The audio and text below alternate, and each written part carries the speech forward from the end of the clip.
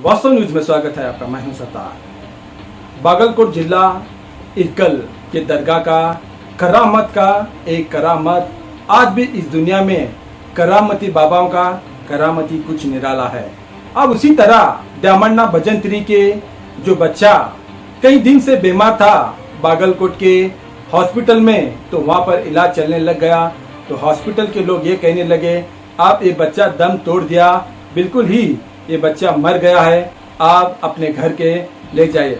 पर वहां पर बहुत सारे लोग मैयत के लिए, सभी लोग मोहल्ले के लोग, सभी उनके रिश्तेदार सभी जुट गए।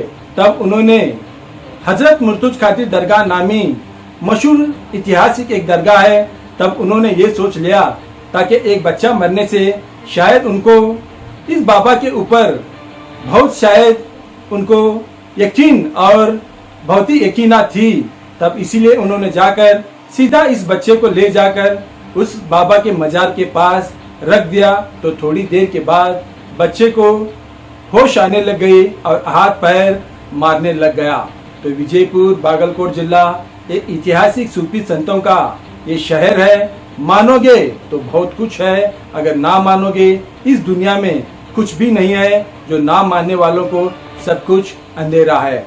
जब सूफी संतों का ये शहर ऐसे बहुत सारे करिश्मा हो चुके हैं, फिर भी कुछ लोग नहीं मानते, कुछ लोग दरगाहों की, सूफी संतों की मजाक उड़ाते हैं। ऐसे सब देखकर भी न्यूज़ों में कुछ लोग मुसलमान ही कुछ दरगाह को नहीं मानते, मगर ज्यादा से ज्यादा हिंदू लोग जी जान से दरगाहों को मानते हैं। तब इसीलिए बाबा को भी शायद उनकी जो मानना दरगाहों को भक्ति भावना चाहने से मगर पसंद आ गई, शायद इनकी दुआ कबूल हो गई।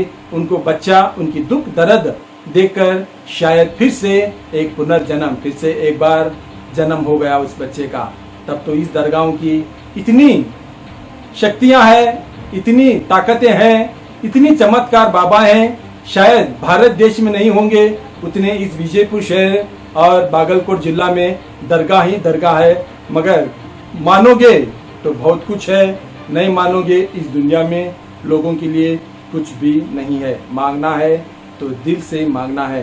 तो मरे हुए लोगों को जिंदा करने वाले ऐसे बाबाओं की ताकत है, जरा सोचना है।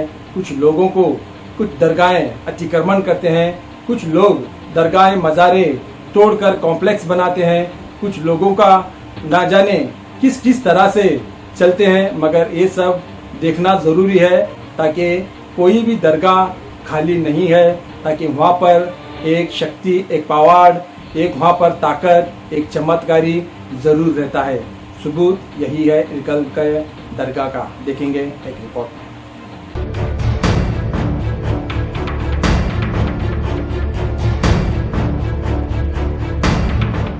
तेरे दर पे आया हूँ, कुछ करके जाऊंगा, झोली भर के जाऊंगा या मर के जाऊंगा।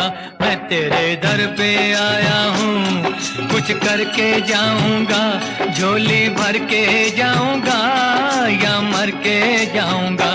मैं तेरे दर पे आया हूँ, कुछ करके जाऊंगा, झोली भर के जाऊंगा या मर के जाऊंगा। मैं तेरे दर पे आया हूँ।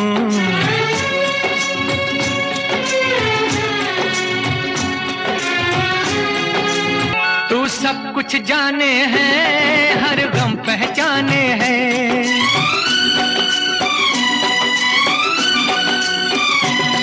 तू सब कुछ जाने हैं, हर गम पहचाने हैं। जो दिल की उलझन है सब तुझ पे रोशन है।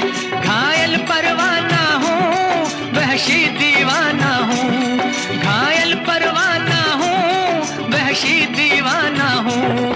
तेरी शोहरत सुन सुन के उम्मीदें लाया हूँ। तेरे दर पे, मैं तेरे दर पे आया हूँ, कुछ करके जाऊंगा, झोली भर के जाऊंगा या मर के जाऊंगा। मैं तेरे दर पे आया हूँ।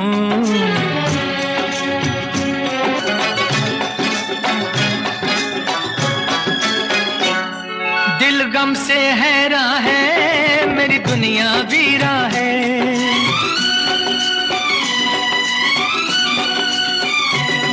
दिल गम से हैरां है, मेरी दुनिया वीरा है। नजरों की प्यास बुझा, मेरा बिछड़ा यार मिला। अब या गम छूटेगा वरना दम टूटेगा। अब या गम छूटेगा वरना दम टूटेगा। अब जीना मुश्किल है, फरियादें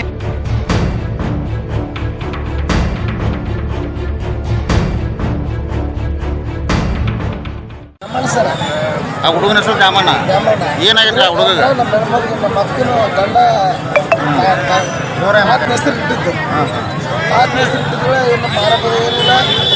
ಇದು ಜಡ್ಡು ನಾನಾ ಥರ ಹೇಳ್ತಾರೆ. ಒಂದು ಊರ ಒಂದು ದವಾಖಾನೆ ತೋರಿಸ್ಕೊಂಡು ಇನ್ನೊಂದು ದವಾಖಾನೆ ಇನ್ನೊಂದು ಹೆಸರು ಹೇಳೋದು, ಇನ್ನೊಂದು ದವಾಖಾನೆ ಹೇಳೋದು ಇನ್ನೊಂದು ಹೆಸರು ಹೇಳೋದು, ನಾನಾ ಥರ ಹೇಳ್ತಾರೆ. ಈಗ ನಾವೊಂದು ಮಾಡಿದ್ರೆ ತಾವೊಂದು ಮಾಡ್ತೀವಿ, ಹಿಂಗೆ ನಾನಾ ಥರ ಆಗಿ ಒಳ್ಳೆ ಏನು ಮಾಡಿದ್ರು ಸತತ ಅಂತಂದು ಎಲ್ಲ ಊರಿಗೆ ಫೋನ್ ಮಾಡಿರ್ತೀವಿ. ಹೋಗಿತ್ರಿ ಜೀವನ ಏನಿಲ್ಲ, ಹೋಗ್ಬಿಡುತ್ತೆ. ಕಾಲೆಲ್ಲ ಕೈಯೆಲ್ಲ ಎಲ್ಲ ಉಸಲಾಸ ಎಲ್ಲ ನಿಂತ್ಬಿಡುತ್ತೆ.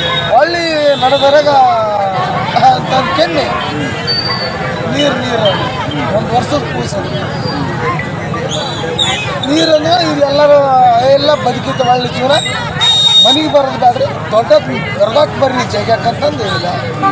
ಈಗೆಲ್ಲ ಎಲ್ಲ ಮನೆಗೆ ಬಂದಾರ ಮನೆಗೆ ಬಂದಾರೆ ಎಲ್ಲ ಮನೆಗೆ ಬಂದವ್ರು. ಎಲ್ಲ ಗಾಡಿಗಳು ಎಲ್ಲ ನಿಂತು ಮನೆಗೆ ದರ್ಗಾಕ್ಕೆ ಬಂದಿರಿ, ಮುಡ್ಕೋದ್ರಿ ಆಶೀರ್ವಾದ ಆರಾಮ್. ದರ್ಗಾಕ್ಕೆ ಬರ್ರಿ ಅದು ಕೆಮ್ಮೇಲೆ ನಡೆದಾರೆ ಬರೋದ್ನಾಗ ಮಣ್ಣಿಗೆ ಬಂದೀವ್ರಿ. ನಡೆದಾರಕ್ಕೆ ಬಂದ್ರೆ ಏನು ಮಾಡಿದ್ವಿ, ಇಲ್ಲ ಕೆಮ್ಮೇನ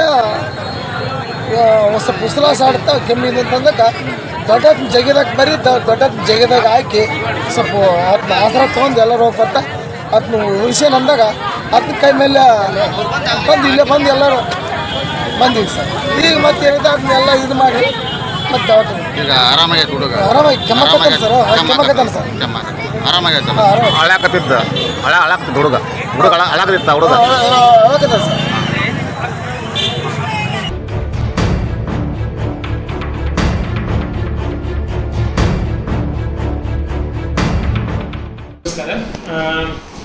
ಇವತ್ತಿನ ದಿವಸ ಒಂದು ಪೇಷಂಟ್ ದ್ಯಾಮಣ್ಣ ಭಜಂತ್ರಿ ಅಂತೇಳಿ 13 ತಿಂಗಳದ ಮಗು, ಗಂಡು ಮಗು.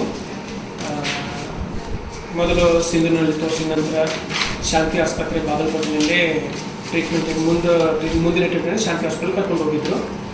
ಅಲ್ಲಿ ಸಬ್ದಿಸಿದ ನಂತರ ಮಗುಗೆ ಜಾಸ್ತಿ ಕಾಯಿಲೆ, ಗಂಭೀರ ಕಾಯಿಲೆ ಅಂತ ಹೇಳಿ ತೀರ್ಮಾನಪಟ್ಟು ಮಗುವಿನ ಕಾಯಿಲೆ ಕೂಡ ಇದೆ, ಇಲ್ಲಂತಲ್ಲ. ಉಸಿರಾಟ ತೊಂದರೆ ಇದೆ, ಮೆದುಳಿನ ಸಮಸ್ಯೆ ಇದೆ, ರಕ್ತದ ಸಂಬಂಧಪಟ್ಟಿದ್ದಿದೆ, ಕಿಡ್ನಿ ಫುಡ್ ಕೂಡ ಫೇಲ್ ಆಗಿದೆ, ಅದು ಎಲೆಕ್ಟ್ರೋಲೈಟ್ಸ್ ಇಂಬ್ಯಾಲೆನ್ಸ್ ಆಗಿದ್ದಾವೆ, ಫಿಟ್ಸ್ ಸತತ ಬರ್ತಾ ಇದೆ.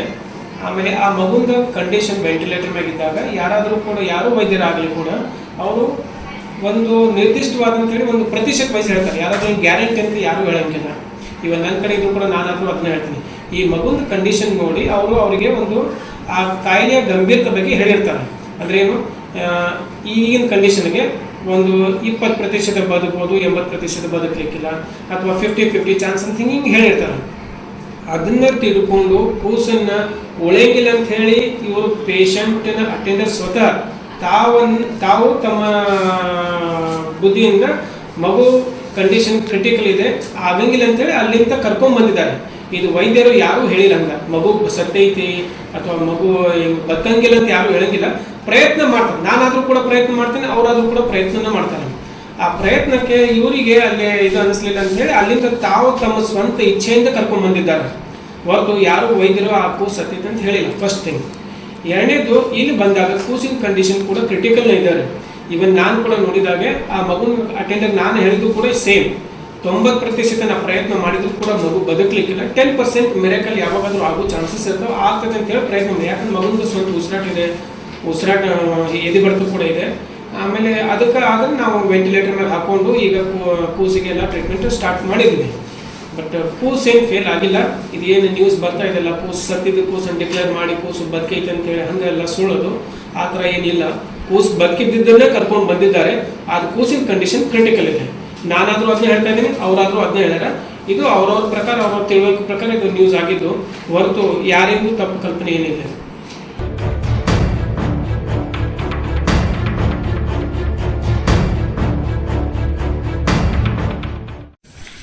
ಹೇಳೋಣ ಅದು ಮಗುವಿನ ಸತ್ತು ಬದುಕೈತಂತ ಸುದ್ದಿ ಬಂದಿತ್ತು ಏನಾಗೈತ್ರಿ ಎಕ್ಸಾಕ್ಟ್ಲಿ ಅದು ಮಗು ಸತ್ತು ಸುದ್ದಿ ಬಂದದೆಲ್ಲ ಸುಳ್ಳು ಸರ ಅವ್ರು ನಾವು ಟ್ರಾನ್ಸ್ಫರ್ ಮಾಡ್ಕೊಂಡು ಇಲ್ಲಿ ಕಡೆ ಬಂದ್ವಿ ಅಂತ ಹೇಳಿದ್ರು. ಅಂದ್ರೆ ಮಗು ಡಿಸ್ಚಾರ್ಜ್ ಮಾಡಿದ್ರೆ ಬದುಕಿತ್ತಲ್ರಿ ಅಲ್ಲಿ ಬದುಕಿತ್ತು ಸರ್. ಮತ್ತು ಯಾರೋ ಸ್ಟೇಟ್ಮೆಂಟ್ ಕೊಟ್ರ ಸರ್ ಹಿಂಗೆ ಸತ್ತೈತಿ ಅದು ಸುಳ್ಳು ಸರ್, ಎಲ್ಲ ಸುಳ್ಳು ಸರ್. ಈಗ ಹೆಂಗೆ ಐತ್ರಿ ಮಗುವಿನ ಕಂಡೀಷನ್ ಆರಾಮಾಯ್ತು ಹೇಳಿ ಸರ್. 100% 90% ಕೋಮಾದೈತೆ ಅಂತ ಹೇಳ್ಯಾರ ಸರ್ ಡಾಕ್ಟರ್. ಮತ್ತು ಹೆಂಗೆ ಮಣ್ಣಿಗೆ ಹೆಂಗೆ ಬಂದ್ರಿ ಎಲ್ಲರೂ ಸುಳ್ಳು ಇಲ್ಲ ಸರ್, ಮಾತಾಡೋದು. ಅದು ಕೂಸು ಸರ ನಮ್ಮ ಮಂದಿ ಏನಂದ್ರೆ ಸರ್ ಯಾವ್ದು ಉಳಿಗಿಲ್ಲ ಸರ್. ಅದು ಅವ್ರ ಸರ್ ಹೇಳಿದ್ರ ಸರ್ ಬಾಲ್ಕೋಟ್ಯಾಗ ಗ್ಯಾರಂಟಿ ಇಲ್ಲ. ಗ್ಯಾರಂಟಿ ಇಲ್ಲ ಸರ್. ಆರು ಸತ್ತೈತೆ ಅಂತ ಹೇಳಿಲ್ಲ. ಇಲ್ಲ ಸರ್, ಎಲ್ಲ ಸುಳ್ಳು. ಹೋಗ್ಬೋದು, ಸುಳ್ಳು ಸರ್. 2 ವರ್ಷ ಬಿಟ್ಟು ಹೋಗ್ಬೋದು ಕೂಸ. ಅದಕ್ಕೆ ನಾವೇನು ಸರ್ ಅದು ಡೆಡ್ ಬಾಡಿ ಆಗಿರ್ಬೇಕು ಸರ್ ಅಂತ ನಾವು ತೊಗೊಂಡಿವಿ ಸರ್. ಅದು ನೀವ ಅನ್ಕೊಂಡ್ಬಿಟ್ರೆ ಸತ್ತೈತೆ ಹೌದು ಸರ್. ಡಾಕ್ಟರ್ ಏನು ಹೇಳಿಲ್ಲ. ಸಮಸ್ಯೆ ಇಲ್ಲ ಸರ್. ತಂದು ಕದ್ರಿ ತಗೊಂಡಿವಿ ಸರ್. ತಮ್ಮದ ಗಾಡಿ ಇಲ್ಲಿ ಸ್ವಲ್ಪ ನೀರು ಪರಾಗಿ ಸ್ವಲ್ಪ ನೀರು ಇಲ್ಲೇ ಆಗಲ್ಲ ಅಂತ ಹೇಳಿ ಸರ್ ಅವರು. ಮತ್ತೆ ಅವ್ರು ಯಪ್ಪ ಅನ್ನೋದು ಅಡ್ಮಿಟ್ ಮಾಡ್ಕೊಳ್ಳ. ಈಗ ಏನಂತಾರೆ ಡಾಕ್ಟರ್ ಇಲ್ಲಿ ಡಾಕ್ಟರ್ ಇಲ್ಲಿನ ಗ್ಯಾರಂಟಿ ಇಲ್ಲ ಗ್ಯಾರಂಟಿ ಇಲ್ಲ ಅಂತ ಸರ್. 90% ಕೊಮ್ಮದಾಗೈತಿ, 10% ಅಷ್ಟ ಐತಿ ಅಂತ ಹೇಳ್ಯಾರ ಸರ್. ಇಲ್ಲಾರ ಅದನ್ನ ಹೇಳಿ ಸರ್, ಅಲ್ಲಾರ ಅದನ್ನ ಹೇಳ್ಯಾರ. ಅಂದ್ರೆ ಸತ್ಯದ ಸುಳ್ಳು ಡಾಕ್ಟರ್ ಸುಳ್ಳು ಸುಳ್ಳು ಸುಳ್ಳು ಸರ್ ಇದು.